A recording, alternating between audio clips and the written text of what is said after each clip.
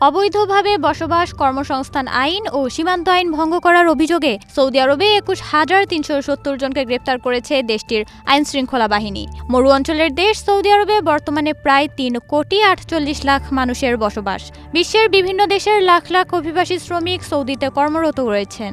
তবে সম্প্রতি চলছে অবৈধ অভিবাসীদের বিরুদ্ধে ধরপাকড় অভিযান।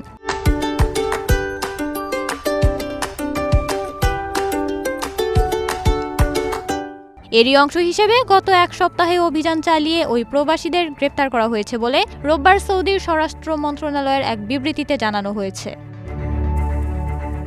বিবৃতিতে বলা হয়েছে, গত ২৪ অক্টোবর থেকে ৩০ অক্টোবর পর্যন্ত সৌদি আরবের বিভিন্ন প্রান্তে অভিযান চালিয়ে ২১,৩৭০ জন প্রবাসীকে গ্রেপ্তার করা হয়েছে।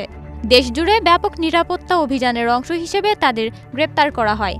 দেশটির স্বরাষ্ট্র মন্ত্রণালয়ের তথ্যমতে গ্রেপ্তারকৃতদের মধ্যে আবাসন আইন লঙ্ঘনের ঘটনায় ১২,২৭৪ জন, সীমান্ত নিরাপত্তা আইন লঙ্ঘনে ৫,৬৮৪ জন এবং শ্রম আইন লঙ্ঘনের দায়ে ৩,৪১২ জন রয়েছেন। দেশের বিভিন্ন নিরাপত্তা বাহিনী ও সরকারি সংস্থার যৌথ অভিযানে এই প্রবাসীরা গ্রেপ্তার হয়েছেন। অবৈধভাবে সীমান্ত পেরিয়ে সৌদি আরবে প্রবেশের চেষ্টার সময় গ্রেপ্তার হয়েছেন ১,৪৯২ জন। এদের মধ্যে ইয়েমেনি ৩৫%, ইথিওপিয়ান ৬১% এবং অন্যান্য দেশের ৪% নাগরিক রয়েছেন।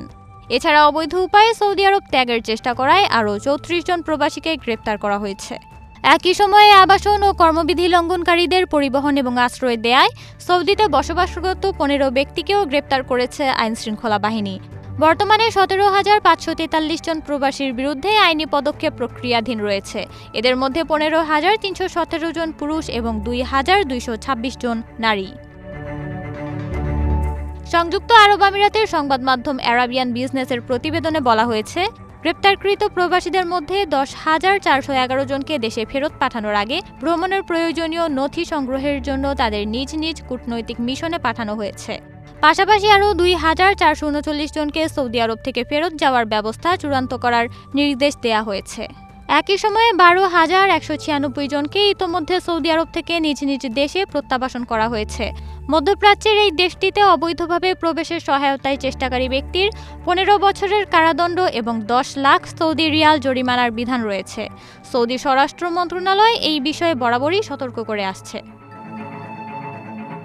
নওরিন নাওয়ার, প্রবাস খবর।